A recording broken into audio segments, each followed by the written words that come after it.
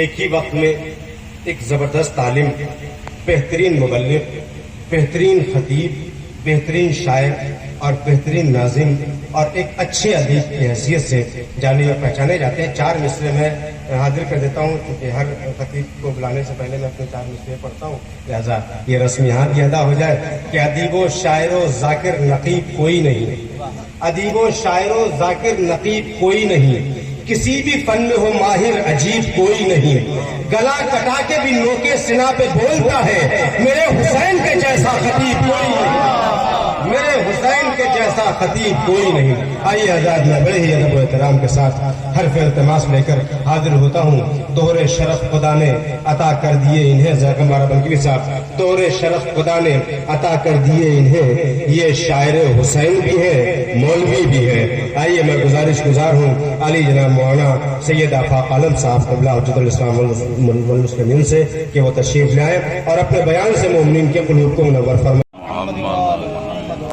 وَلَعْنَةُ اللَّهِ عَلَىٰ أَعْدَائِهِمْ وَقَتْلَتِهِمْ وَغَاصِبِ حُقُوقِهِمْ وَمُنْكِرِ فَضَائِلِهِمْ وَمَصَائِبِهِمْ وَشَجَاعَتِهِمْ وَسَخَاوَتِهِمْ وَطَهَارَتِهِمْ وَوِلَایَتِهِمْ وَفَضِیلَتِهِمْ وَعَطَشِهِمْ أَجْمَعِينَ من يؤمنا هذا إلى قيام يوم الدين، أما بعد فقد قال الله تبارك وتعالى في محكم كتابه وأتقن خطابه.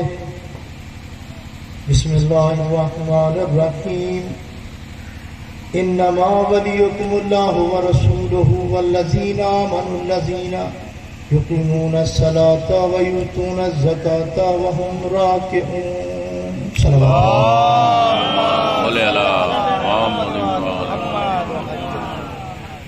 محترم اور لائق صد احترام بزرگان حضرات اور میرے برادران عزیز، اس سے پہلے کہ کچھ معروضات آپ حضرات کی پرنور اور بشعور سماعتوں کے حوالے کیے جائیں، آپ حضرات سے التماس ہے کہ ایک مرتبہ سورہ الحمد اور 3 مرتبہ سورہ اخلاص کی تلاوت فرما کر مرحوم زہیر احمد ابن غفور حسن کی روح کو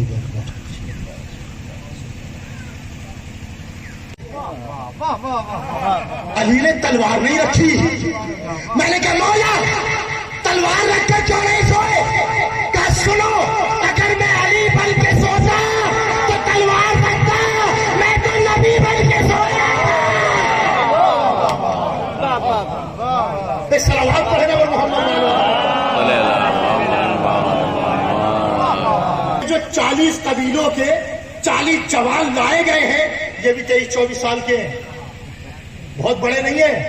23-24 سال کے یہ سارے جوان ڈھونڈے گئے، ہر قبیلے سے مشتنڈا جوان، کڑیل جوان ڈھونڈا گیا تھا، لایا گیا تھا، ہر قبیلے کا ایک جوان تھا، 40 جوان، یہ بھی 23-24 برس کے ہیں۔ تو اب سے 13 سال پہلے علی 10 برس کے تھے کہ نہیں تھے؟ 23 برس کے ہیں، اب سے 13 سال پہلے علی 10 برس کے تھے، تو 10 برس کے اب سے 23 سال پہلے 13 سال پہلے یہ بھی تو 10 برس کے رہے ہوں گے نا؟ میں کہیں لانا چاہتا ہوں آپ کو، بھائی یہ بھی تو 10 برس کے رہے ہوں گے نا، یہ بھی تو 10 برس کے ہوں گے۔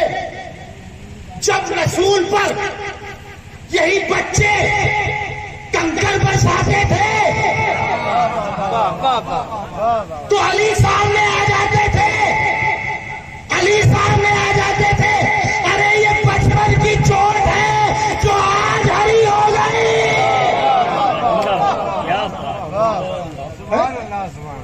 یہ بچپن کی چوٹ ہے جو آج ہری ہو گئی ہے۔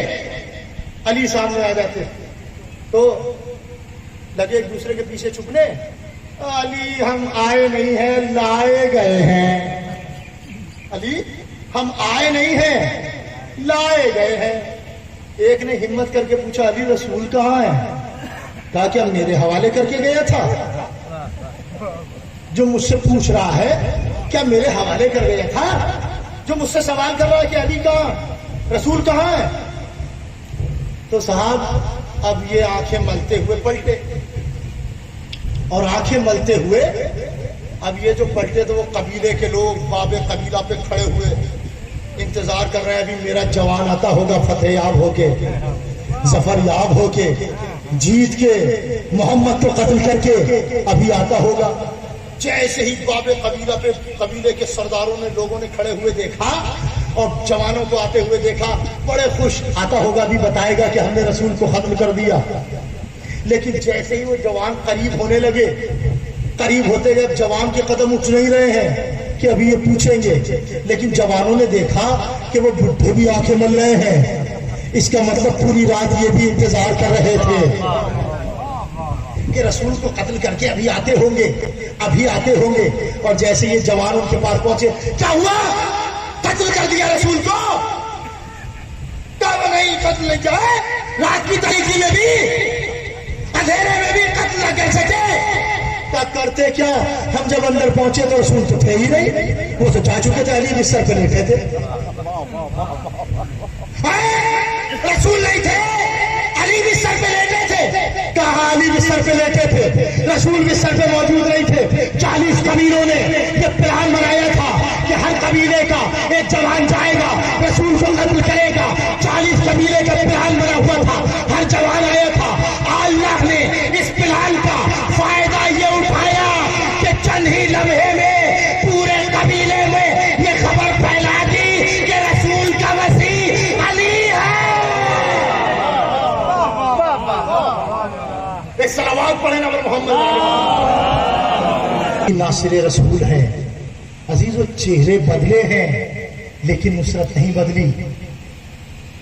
अब एक मरहूम के इसारे सवाब की मजलिस है अजीजों।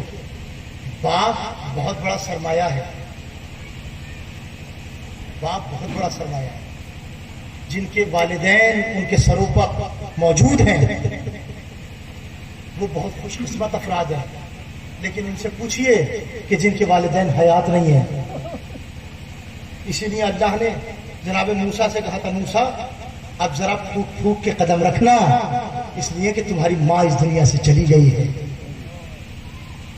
अजीब, माँ बाप बहुत बड़ा सरमाया है, बहुत बड़ी दौलत है। कितने प्यार से और कितने अच्छे अंदाज से माँ बाप बच्चों को पालते हैं।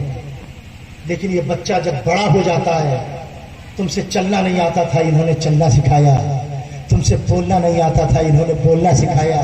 जब तुम चलना सीख गए, बोलना सीख गए, तो सबसे पहला निशाना तुमने माँ बाप को बना लिया। इस बदलते हुए माशरे और समाज को देखें, तुमने निशाना माँ बाप को बना दिया। बाप तफरीह के लिए, बच्चे को घुमाने के लिए पार्क में पहुंचा, एक कुर्सी पे बैठा, कमसिन बच्चा साथ में है, बाप भी बैठा है। बच्चे ने दरख्त पर बैठे हुए कौवे को देखा, देखने के बाद कहा, बाबा ये क्या है? बाप ने कहा, बेटा ये कौवा है, लेकिन आपकी जबान कौवा कह नहीं सकती थी। आपने कहा बाबा तौवा है? कहा बेटा ये तौवा है। आपने भी उसी जबान में कहा जिस जबान में बेटा बोला था। क्यों? इसलिए कि आपको बेटे से मोहब्बत थी। उसी तुतलाती हुई जबान में आप भी बोले कि हाँ बेटा ये तौवा है। बेटे ने फिर पूछा, बाबा ये क्या है? बाप ने कहा, बेटा ये तौवा है। बेटे ने फिर पूछा, बाबा ये क्या है? उसी अंदाज से जैसे पहले जवाब दिया था, तीसरी मर्तबा भी वैसे ही जवाब दिया, बेटा ये तौवा है। चौथी मर्तबा फिर पूछा, बार बार इसरार किया बेटे ने। बाप उसी मोहब्बत के साथ जवाब देता रहा, बेटे ये तौवा है, तौवा है। वक्त बदला, बाप ज़ईफ़ी की मंजिल तक पहुंचा, बेटा जवानी की दहलीज तक आया। आज बेटा बाप को लेकर पार्क तक आया है घूमने के लिए। उसी कुर्सी पे बैठे हैं कि बाप ने दरख्त पर बैठे हुए कौवे को देखा। बाप ने कहा, बेटे ये क्या है? बेटे ने कहा, बाबा कौवा है। बाबा ने फिर पूछा, मेरे लाल ये क्या है? कहा, बाबा कौवा है। बाप ने फिर पूछा, मेरे लाल ये क्या है? अब 2 मरतबा तो बता चुका हूं आपको कि कौवा है। बाप ने फिर पूछा, मेरे लाल ये क्या है? अब तक तो बड़े सुकून से बता रहा था, लेकिन अब लहजे में तल्खपन आया, लहजा कड़वा हुआ, लहजे में जलाल आया। और जलाल होकर आपसे 3 मरतबा कह चुका हूं कि कौवा है, कौवा है, कौवा है। बार बार आप पूछ रहे हैं, बार बार आप सवाल कर रहे हैं। आप जब बच्चे थे آپ نے 20 مرتبہ پوچھا تھا تو باپ نے اسی لہجے میں مسکرا کے جواب دیا تھا، بیٹا یہ توا ہے، بیٹا یہ توا ہے، بیٹا یہ توا ہے۔ لیکن آج جب تم جوان ہو گئے تو تم 3 مرتبہ 4 مرتبہ باپ کے پوچھنے پر تمہیں جلایا گیا، تمہیں غصہ آ گیا، تمہارے لہجے میں تلخ پن آ گیا، تم نے اپنے لہجے کی شیرینی کھو دی، تم نے اپنے لہجے کے انداز ثقافت کو بھلا دیا، ادب کو بھلا دیا، باپ سے تلخ کلامی کرنے لگے، تم نے باپ کو جھڑک کے جواب دینے لگے، ارے ہم اتنی مرتبہ کہہ چکے کہ یہ کوا ہے۔ لہذا باپ نے بڑی محبت کے ساتھ جواب دیا، آپ نے 3 مرتبہ کے بعد محبت سے جواب نہیں دیا، باپ اسی لہجے میں بولا جس لہجے میں تم بولے تھے، بابا یہ توا ہے۔ باپ نے کہا بیٹا توا ہے، باپ بیٹے نے کہا بابا توا ہے، باپ نے کہا بیٹا توا ہے، اسی لہجے میں بولا جس لہجے میں تم بولے تھے۔ توجہ عزیزو، باپ اسی لہجے میں بولا جس لہجے میں تم بولے تھے، اس لیے کہ باپ کو تم سے محبت تھی، اس لیے باپ اسی لہجے میں بولا جس لہجے میں تم بولے تھے۔ اس کا مطلب یہ ہے کہ جس کو جس سے محبت ہوتی ہے وہ اس کے لہجے میں بولتا ہے، جس کو جس سے محبت ہوتی ہے وہ اس کے لہجے میں بولتا ہے۔ ارے باپ کو بیٹے سے محبت تھی تو اس کے لہجے میں بولا، خدا کو علی سے محبت تھی تو اس کے لہجے میں بولا۔ کہنا تھا کہ روح حسین کو سر خم ہوا کہ پشت سے ایک بی بی کی آواز آئی، اے میرے بھیا ہاں کہہ دیجئے زینب تیار ہے، بے مقراری تھا شام و کوفہ کے بازار۔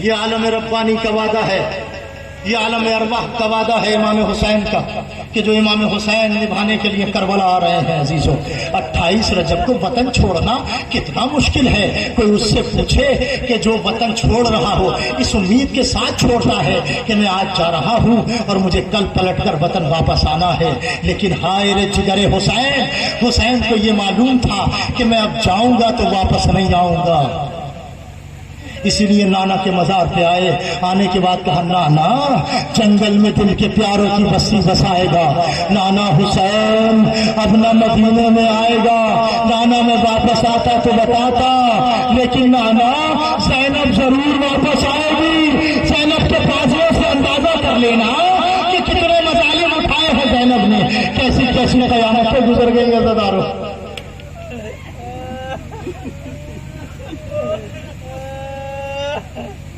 حسین نانا کے مزار سے رخصت ہوئے، ماں کی لحد کی طرف بڑھے۔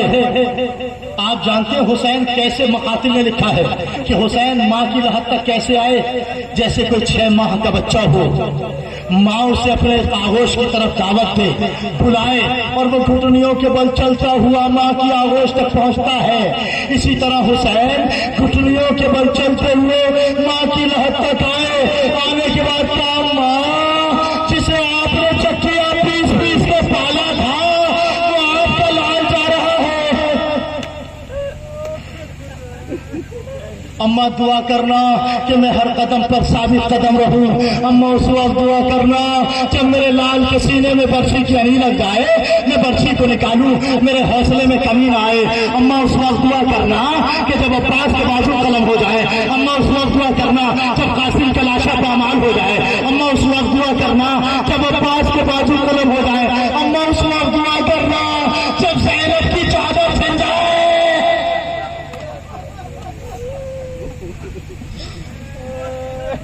عزیزوں جیسے ہی چادر زینب کا نام آیا قبر زہرا لرزنے لگی، آواز آئی میرے حسین ذرا میرے لال عباس کو تو بلا لو۔ حسین نے عباس کو بلایا، قبر زہرا پہ ہاتھ رکھا، قبر سے آواز آئی ہے عباس تو میرا بیٹا ہے، جب تک تیرے بازو سلامت رہے زینب کی ریا پہ آج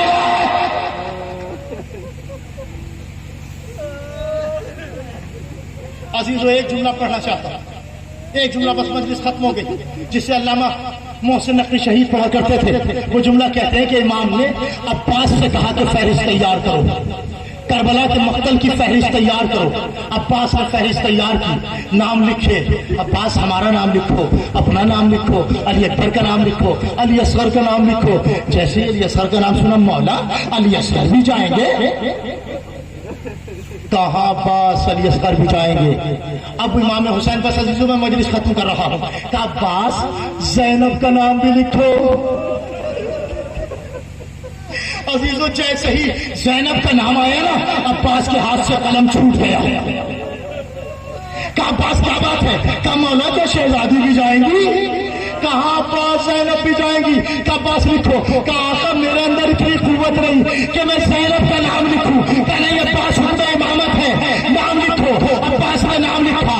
عباس نے جب نام لکھ دیا, امام نے تحریر کا معائنہ کیا. معائنہ کرنے کے بعد کہ عباس تم نے جیسے زینب لکھا ہے یہ الگ لکھا, یہ الگ لکھا, وہ الگ لکھا, یہ الگ لکھا. امام نے تحریر کو دیکھا.